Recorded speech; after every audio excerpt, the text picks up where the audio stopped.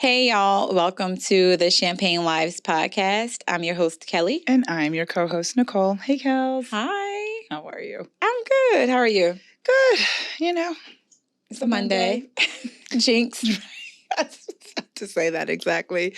So how was your weekend? It was good. I did about a 48-hour trip into Miami and just chilled. My husband had some business there, so I just chilled, relaxed at the hotel, got a massage, a facial, just all the things to like help me just relax and like get my life together. So it was good. It was good. Yeah. It was. It was the first time that like I've been to Miami, but not like in Miami. You know what I mean? And how was that? Because I don't know this like other side of Miami that people talk about that is like why people actually really love Miami versus like, Ocean Drive. How was it? It was good. So we're at the Ritz in Coral Gables. So far enough away from South Beach. So it was good. I don't know. I feel evolved. I feel like a real adult now because, I mean, there was a lot going on in Miami this weekend. It was rolling loud and like a lot of people were in town. We did do dinner on South Beach because I love to go to Prime 112 when I'm in Miami. So we did that. But other than that, I didn't feel like I was missing out on anything. Right. Yep. Like nothing at all. So I now remember you asked me that question last season, like when did you feel grown? I feel grown. Because you I finally feel grown. Caught up in all the Ocean Drive. Because I was not like, I need to go to South Beach. I need to be on Ocean Drive. I need to be in the mix. I need to be at one of these parties. I need to be at Live. I need to be here. No, like, good. I'm so good. And this evolution. But it was hot as hell too. Like, yeah, it's hot everywhere. It is.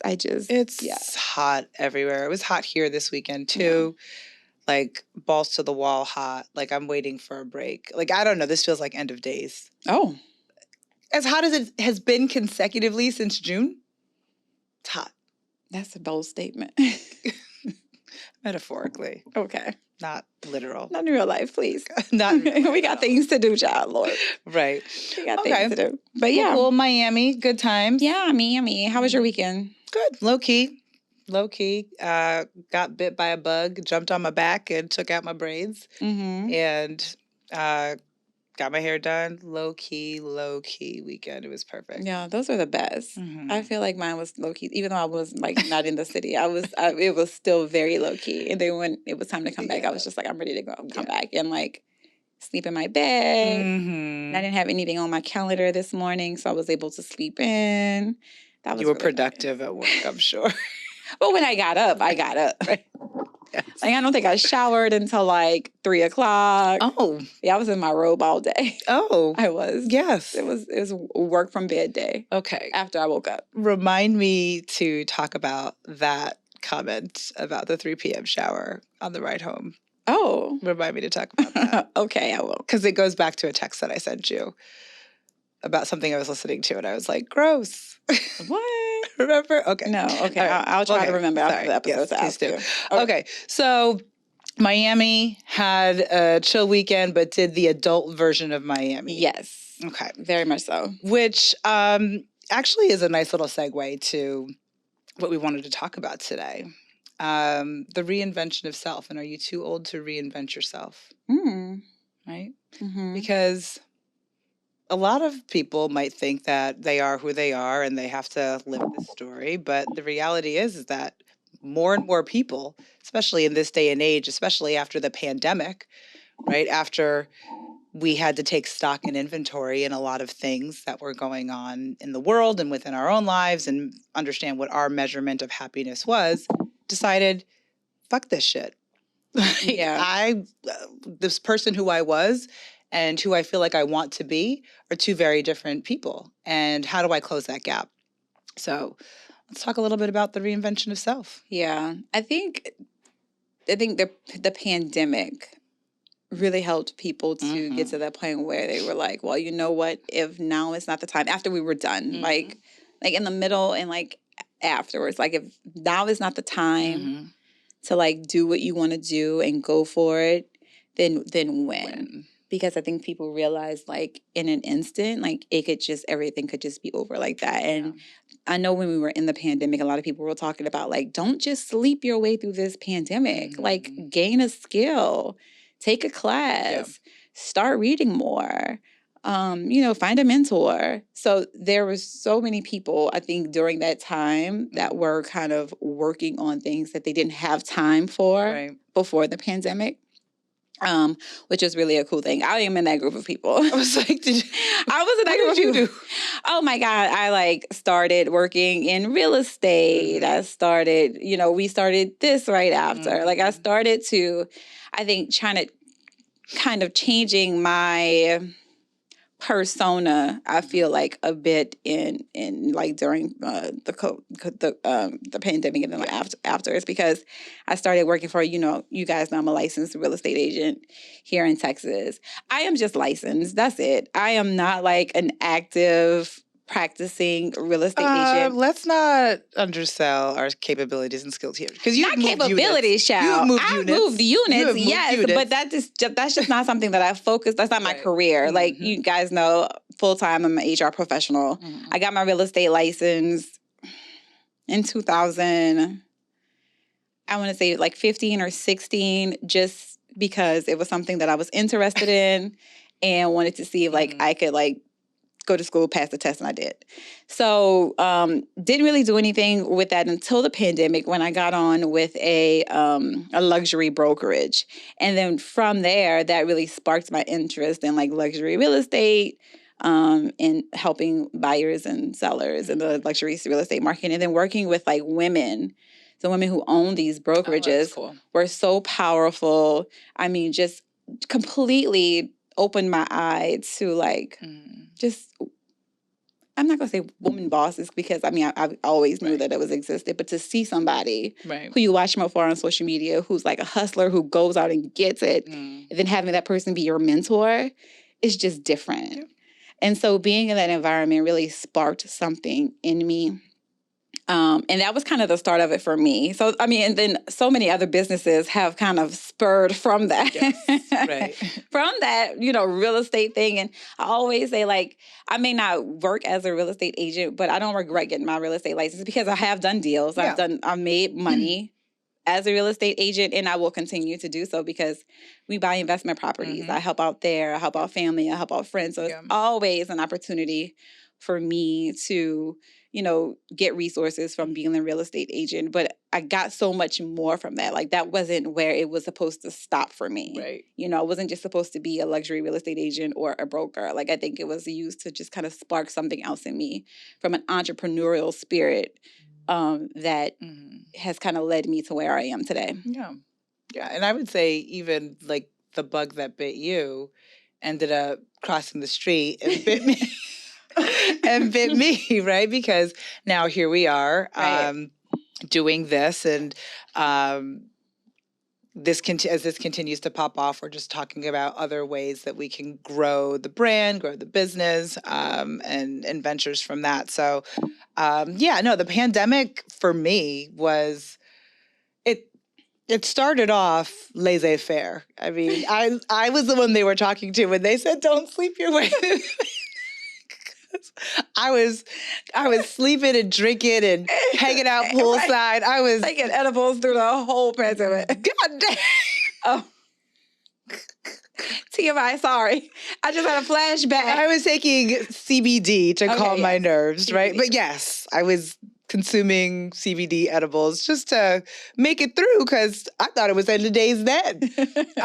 But it was obviously, as you know, we've told the story many a times through this friendship, and then a year and a half into the friendship, through the text, we should start a podcast. That I would say my reinvention probably started. Yes. And it was reinvention from an entrepreneurial standpoint, because from that, from the podcast, then, I got bit by this whole, I want to plan parties bug.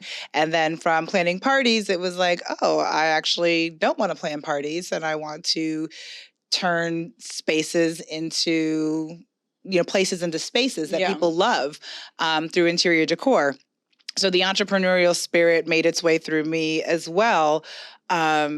But in addition to the entrepreneurial stuff, there was a lot of stock that I took in just my relationship with self, and obviously, my interpersonal relationship.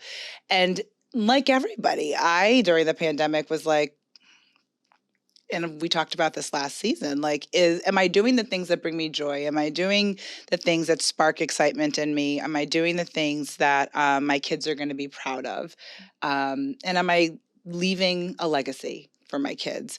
And the answers were yes and no to some of those questions.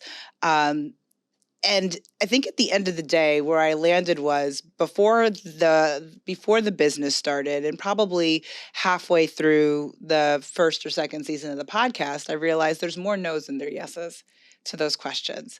And I wanted to be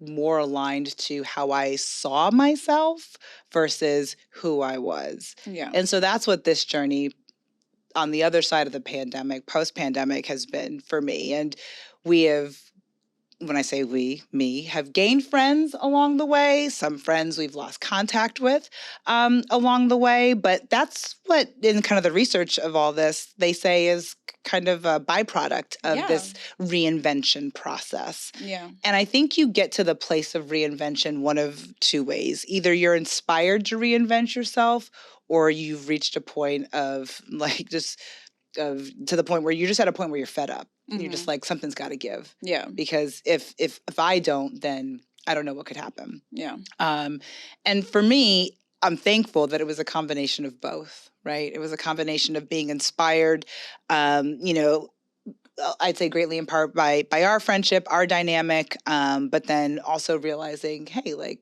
I want more. I want my kids to see more from me. Yeah. So, yeah. And I think the hardest part about, reinventing yourself is, you said it, like you're going to lose some people, you're going to gain some people, you're going to lose some people along the way. It's, what other people feel or have to say about your reinvention. I think that's the scariest piece of it, right? Because people know you and expect you to show up in a certain way. Yes. And then when you start to show up as you're stepping into your purpose and being the person that you truly just want to be, who you are at heart, and trying to do something different, then those people who know you are like, who is this new person? What are you doing? And it kind of makes you feel like an imposter, right? It's like their issues are now then catapulted onto you, and you're internalizing it because they have take issue with the change because of whatever their feelings is a them issue, right? Not your issue. Or they're holding you to a version of yourself that you just no longer are, and not necessarily recognizing the growth and evolution that happens in life. And that's their problem, right? Yeah. That could be for many reasons why they want to hold you to that, right? Yeah. Because, out of their own fear, out of their own insecurity. But I feel like people who do try to pigeonhole you, it's sometimes, I know for me, it can make you seem like you're being an imposter. Like, this is not who you truly are. Like, this person really knows me. Like, do they buy it, or am I just in over my head? But I've come to realize you can't worry about that. Like, and that's one of the biggest. So true.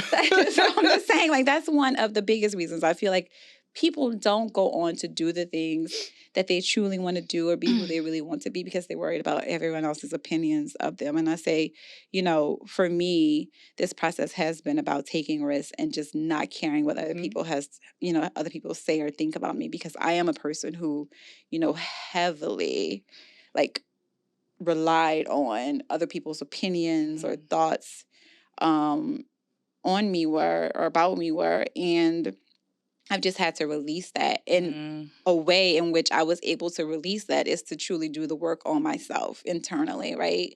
And so once I decided, that I liked myself as a person and that I could trust my decision making and, I could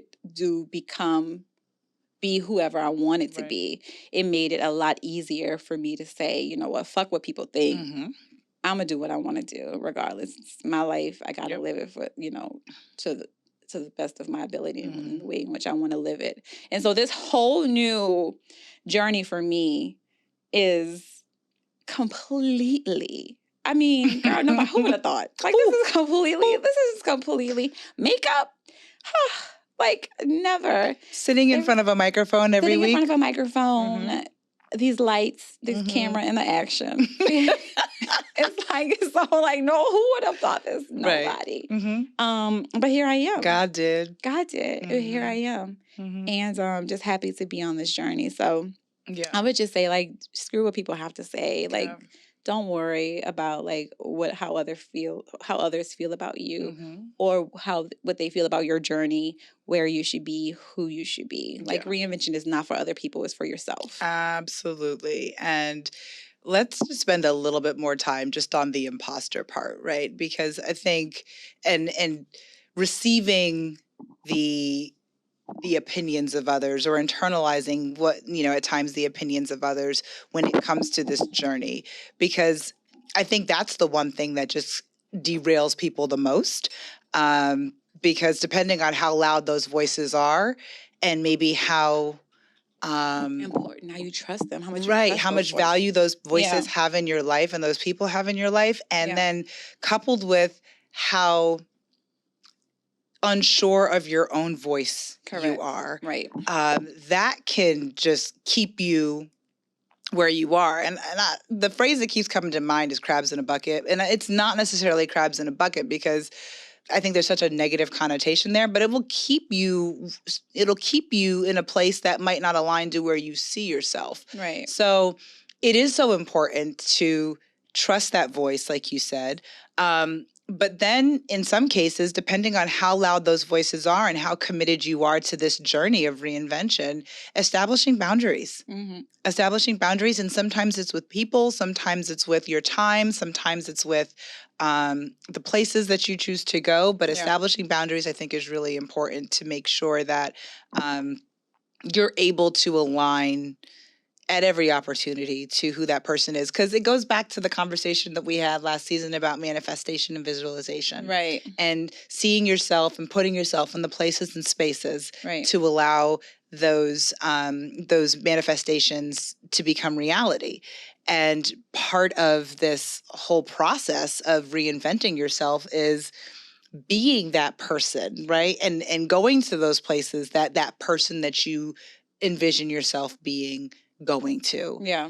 So there's a lot of intersectionality between the manifestation and reinvention processes, I would say. Yeah. It is envisioning yourself in doing the things and being that person is a part of kind of reinvention. And again, I know it's difficult. And I'll just speak from, just personal, like, it's a fine line, right? Because again, you want to go on and you want to do different things, but then you get this self-doubt. Yeah. And, it may be cast on you by someone else's fear, or it may be your own. I know for me, approaching 40 was another like big factor in just like, okay, a factor in reinvention. And we talk about this all the time. I'm like, God, like sometimes you think that like, okay, well, now it's too late because of your age, where you are, all the things that you've accomplished up until that point. But I would just recommend not to get hung up on that, because people have reached their pinnacle in their 40s, in their 50s, in their 60s. And so as long as you have dreams, as long as you have goals and desires, I would say it's never too late to explore those, because I know it's easy to get caught up to say, God, I worked so hard. I've gone to college, I've gone to graduate school, I've built this whole career. I mean, literally started from the bottom. And, for me, it's like, do I really want to step away from what I've known for the last 40 years, corporate America, like security, straight laced. Right. But as I'm in Miami with my husband and we're talking about business, and I think it also helps having like-minded people around you. My husband is an entrepreneur, and I'm an entrepreneur at spirit, but he's a risk taker. I'm not. And it's just good having that perspective so that we can bounce ideas off of each other and give that encouragement that we need as we kind of, for me particularly, as I kind of explore, the unknown and doing things that really I've never done before.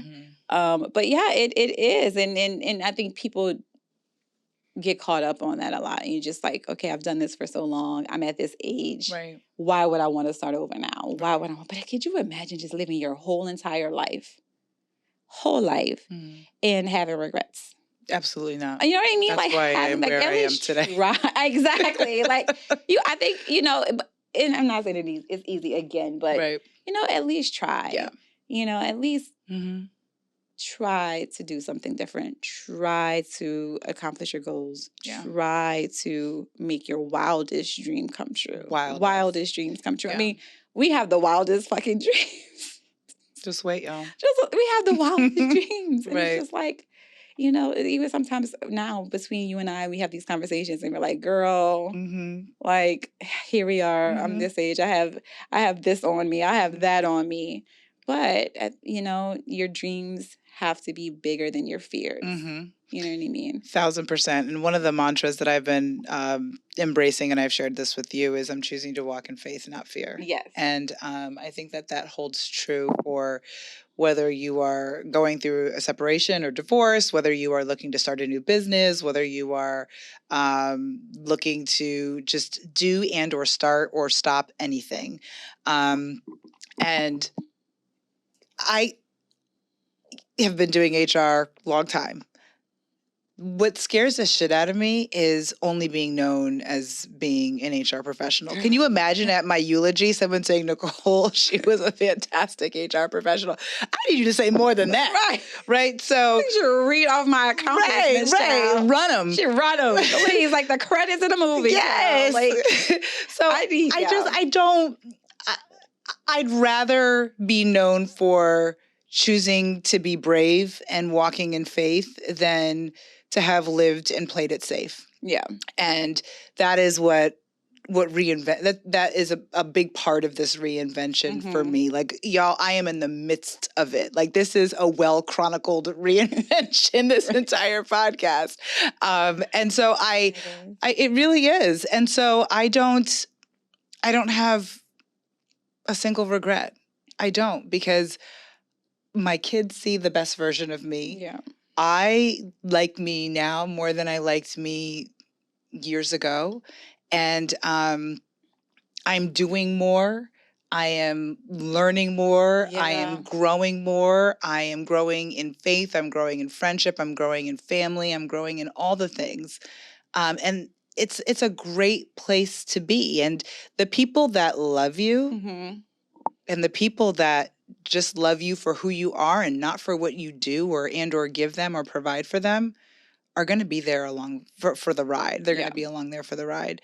The process of reinvention, I think, is a really good way to kind of weed out who's for you and who's not for you. That's true. Right? That's true. And it may be some people that are very close to you. I mean, too. Like, you know what I mean? Like, so be mindful of that and cognizant of that. Like, it may be the people that are closest to you that you've had the closest relationships with forever. Yeah, and I'm sure there's a biblical verse that I just won't be able to quote right now that speaks to that. Don't look over here, child. I'm looking at you, scripture. I don't know. I don't have one. It's not coming to me. If one pops in, I'll blurt it out. But I'm sure there is one that, speaks to, in order to grow, in order to move, in order to walk in faith, you have to let go of certain things, or you might lose certain things and or people along the way. And,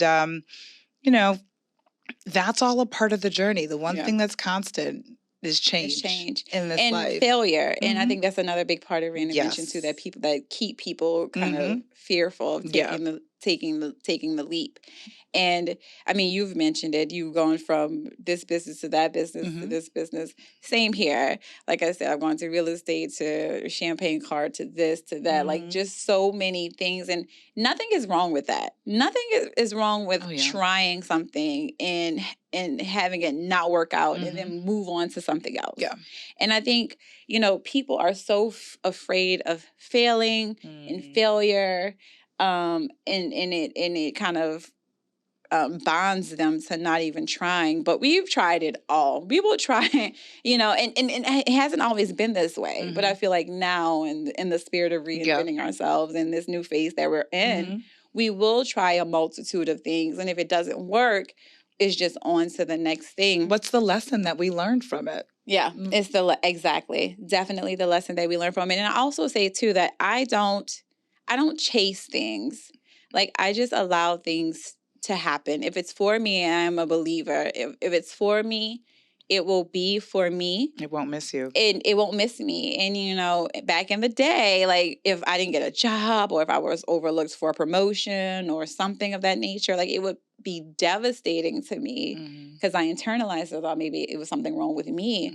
But now if I don't get an opportunity and something doesn't work out the way that I wanted it to or intended it to, I just say, you know what, it just wasn't meant for me. There's something else in the pipeline, or there was something that was going to happen in this particular opportunity that wasn't the best case scenario for me, and move on. Yeah. And I think that also helps because it doesn't get you caught on to chasing behind some type of destiny that is not even yours. Right. It burns you out. Right. Yeah. The burnout. The burnout, yeah. The absolute burnout. And the peace that I have with that. The peace that I have with attracting and not chasing is so next level, child. I don't have time. I don't have no time for this. I'm not doing that. I'm just not. I cannot. Oh, I cannot. Yeah. And I feel like the chasing piece doesn't necessarily allow us to take a moment to just pause, because there's a lot to be said in the wait.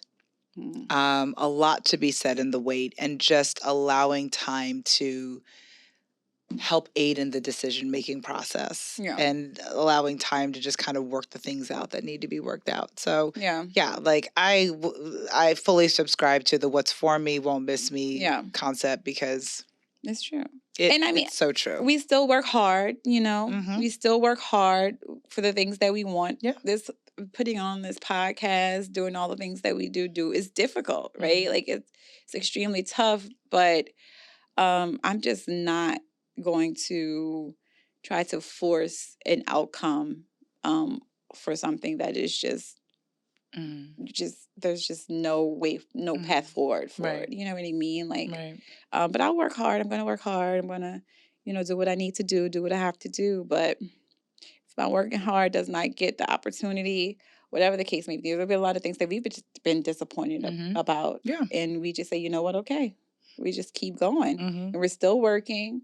You know, we're still putting our best foot forward. We're still doing the things that we need to do to keep this train rolling so that we can accomplish our goals. But when one thing doesn't work out, we're just on to the next one, child. Literally the only energy that we can have when it comes to that. The only energy. The only energy that we will accept. Because what else? I mean, we might take a day, 24 hours to 40 to like clear our minds, child. But other than that, we back at it. Yeah. Like, what's next? Well, yeah, and failure's a part of it, as we talked about. Failure is a part of it. Not to say that we've sat here and failed, but like, you know, sometimes you fall on your face, and sometimes it's an ugly fall too. And and focus less on the fall and more on the lesson. Yeah. Just really want to reiterate that, because the reality is that the iPhone, which was like a piece of technology that completely put the entire world on its head and was a complete game changer, a market disruptor, probably had 1,000 iterations before it was released. So at the end of the day, try, give it your all, be consistent. If you believe in it, stick with it. It'll all work out. Yep. And don't allow others to hold you to a standard that you just don't think that you need to be held to, period. At the end of the day. Simply put. So do it. Go to school, go back to school, start a new career. Quit your job. Even though we haven't quit our job. Right, we're not there just yet, child, but we ain't dumb, child. Like, okay. Right. Don't cut off your nose to spite your face. That's the real lesson. We're over here like we're backpedaling. Okay, wait, look, here we go. Quit your job if it makes sense. Yeah. How about that? Quit your job if it makes sense. Start that podcast.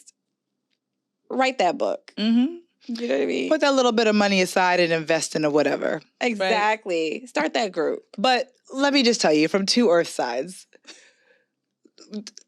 don't throw the whole entire farm away. Don't throw the baby out with the bathwater is what I'm going to say.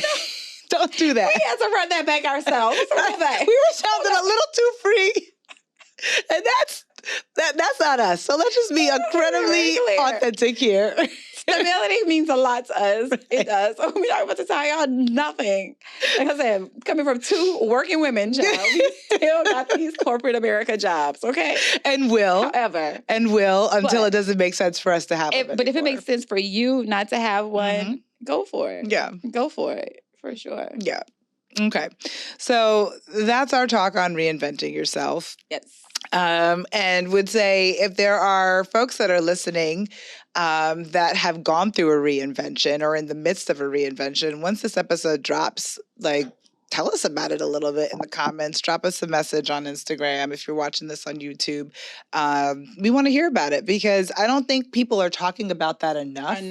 And especially at our age, like women over 40 having a conversation about reinvention. Absolutely. You know? They're not. And I know a lot of women feel probably at this big age that, you know, I have kids, I have this, I have that, I'm stuck. Yeah. But like, again, those things, so do we, right? And those things shouldn't be limiting factors for you to do that. And, you know, it's just a matter of, they don't have to be as grand as some of our ideas, right? Yeah. But, you know, you find something that makes sense for you. Yeah. That allows you to tap into your talents, to your passions, and spend more time in the spaces that bring you joy. Yeah, because trust us, like, this is, if you've just seen us 2 years ago, like 2 years ago, just 2 years ago. Just a mere 2. We were not the Kelly and Nicole that you see here today. So we are speaking from hella experience. Yeah, for absolutely. Sure. So. Absolutely are. Okay, so you want to what's poppin'? Okay, so let's get into what's poppin'. Okay. Girl. I know. Miss Carly. Too much. Just Carly, child. I cannot. First of all, again, I will say it. I said it last week. I always said it. Was there a baby? Y'all aren't too funny. Y'all people on TikTok and Instagram are hilarious, girl. I swear to God. I can't even. At night, I'm just scrolling for hours. So anyway.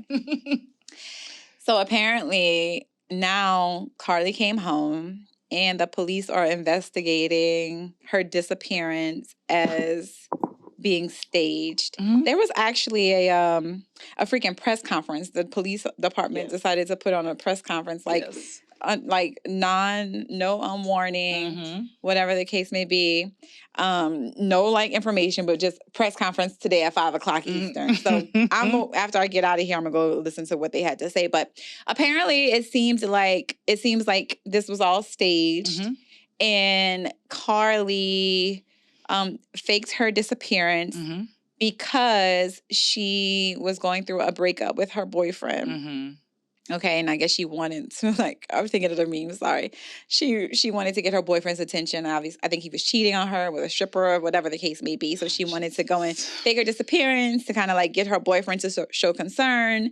But she did a host of, like, Google searches. And people don't think that, like, just because you're in the private search history, child, I don't mean it's really private. Like... So let's give some examples of these.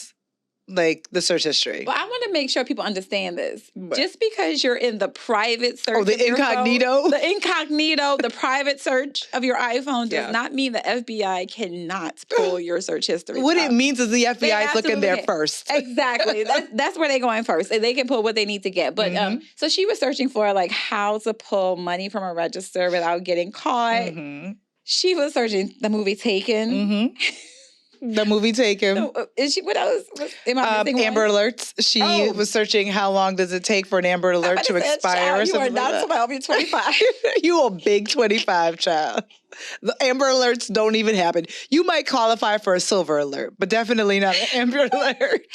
Girl, I cannot. It's bad. So, searching like Amber Alerts, like how much Amber Alerts cost and stuff like that. So everything is pointing at this just being a hoax. And so just recently, I guess she had a birthday. She spent her birthday in Atlanta. Okay. She's on the socials, liking comments from people. While she's in captivity? No, now she's out. Okay. But she's on Twitter. Oh, she's acting. She's acting. She's acting regular. She's living her best life. She didn't even did she change her handle? She didn't go on private. She didn't delete her page. She didn't delete anything from her page.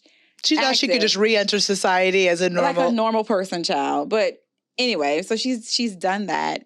The Crime Stoppers money that they raised I need a redeposit. They're not doing that. Mm-hmm. So they're not giving people their money back who donated to the fund. Oh, they are? Yeah, they're not giving that money back. So people are saying that she took that money and they went to Atlanta for her birthday. I don't know. And then her boyfriend, who's also on Instagram, his followers like tripled in the last few days. So people are online talking Society about, is disgusting. Disgusting. They've been calling him a short king, girl. Like they're like, what? Yes. So they were saying like, you did all of this for your man, but now you just opened up your man to like a world of women who he may not have who he may not have had access to. Right. Had this whole case not gone national. So needless to say, this is a mess. And again, I don't know what happened. Maybe by the time we finish this recording, there'll be more information out there. But it just seems like this has just been all a hoax. She staged her disappearance. And, if so, I feel like she needs to be held accountable for that. I don't think that's mental health. I just really don't think that she has a mental health issue. I think that was well planned, calculated, and executed. I'll say this. There's a lot wrong. I understand that she has admitted that like this was all a ruse. I understand that is like breaking news. Oh. That she has admitted this. And I was having a conversation with somebody who shall go nameless because he said he didn't want to be pulled into this. Who does? This is a mess. But it was during work. A mess. It was during work. And he said, maybe, she had maybe she was stigmatized. I already know who said this. Maybe she was stigmatized. And maybe she ran away because she was following the D. And I said, if the D's going to have you stage your own kidnapping child. And say that somebody took pictures of you with red hair naked, and like, we ain't doing that. I got you leaving your phone and your wig on the side of the road, child. I don't want that kind of D. It's the wig for me. I don't want that kind of D at all. All I'm going to say. Does it really get that serious? I don't know. And that's what I've been thinking about. I don't know. Throughout this. Because women are like, okay, a man have had me doing some crazy things, like faking pregnancies, doing crazy shit, I guess, slashing tires. But is it really that serious? I've never in my entire life had anything like that made me want to like lose my mind. What it will have me do is gain an entrepreneurial spirit to go and reinvent myself, but not to stage my own kidnapping. No. None of that's happening. Okay, so that's not like a thing. No. There's a mental health issue here. Like, I really think there's a mental health issue. I think that's a fine line between calling people mentally ill and like people who are just fucking crazy. Like, what's the difference? The difference is like mental. Oh, wait. There is a difference. There is a difference. But in this case, I guess it's degrees, child. Right. I guess there's levels to this shit. Because you have to have some type of mental incapacity to be able to do some shit like this. Well, I would be so scared. I would be scared. I would like so my parents, my like everything. Where was she for the 48 hours? I just want to know. At the Red Roof Inn. Getting digmatized, child? No, eating Cheez-Its. Watching TV, scrolling on the internet. Disgusting. Instagram. Liking stories. Well, they said that she was private and made herself public after she disappeared. So her page went public, like after she disappeared, I guess, to see like if her boyfriend would be checking up on her. I don't know. It's just a mess. What level? This is narcissism. This is what it is. And I guess that's a mental illness. Too. Yeah, it's a level of mental illness. Okay. I don't know. So I'm interested to see like how all of this is going to play out. But if she thinks that like she's not going to be held accountable for this, and this is just some joke and it's going to go away, up all the resources. I think that she's sadly mistaken. Yeah. Yes. And what this also really bothers me for is when other women who look like us go missing, will they take it seriously? Yeah. Right. Will they take it seriously? Or they may have to wait 48 hours to be able to like activate the forces. And we know that that's a window that's really important when you're doing this. So somebody said, you know what? You don't play with two things when it comes down to the Caucasian persuasion. You don't play with children or pets.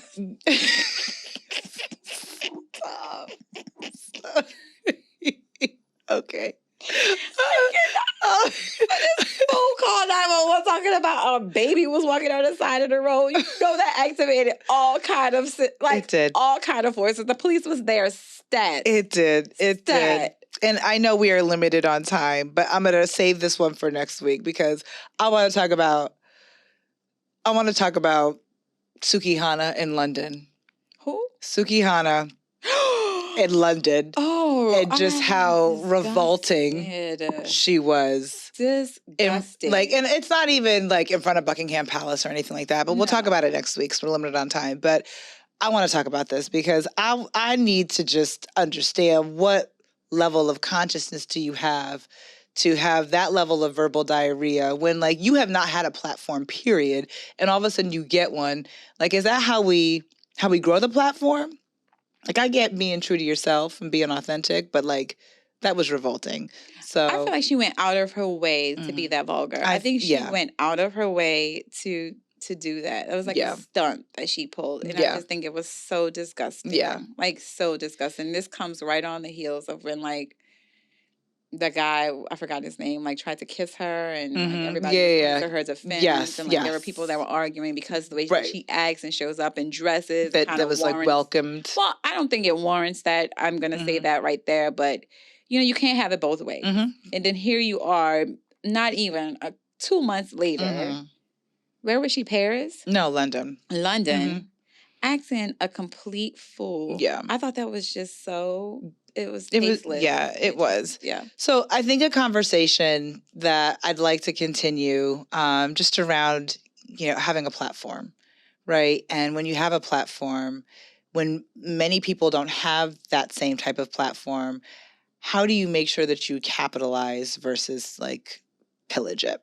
Because I think as we see more people of color becoming more successful in this world, like there's an opportunity for us to climb and, you know, to lift and what do they say? To climb and lift at the same time. So you're climbing, ascending, and you're bringing people along. And that type of behavior in my mind is not about bringing people along. Yeah. Right. It's keeping us at the bottom of the mountain, child. So I think it's about where you're from too. And again, but when you do reach a certain level or status, I think you do have to reinvent yourself, evolve, do things differently. But it's the same with this little sexy red chick. I don't even know. Oh, but, God. you know, gross. The vulgarity in that song. You know the song I'm talking about? Yes. I'm just like, whenever it comes on my Spotify, I don't know why it just keeps popping up in my Spotify because I'm listening to like Beyonce or something like that. Then her song would just kind of come on and I'm like, fast forward because this is stupid. Like, why even? It's just, why? I don't get it. Me either, but I think it's a good conversation to have. Yeah. We're going to TBD, to be continued for sure. But thank you all for indulging in the conversation. Follow us on Champagne Wives Podcast on Insta, Champagne Wives Podcast on YouTube. Keep running up those episodes, loving those views. And you can email us at champagnewives@gmail.com. So we'll see y'all next week. Same time, same place. Bye y'all.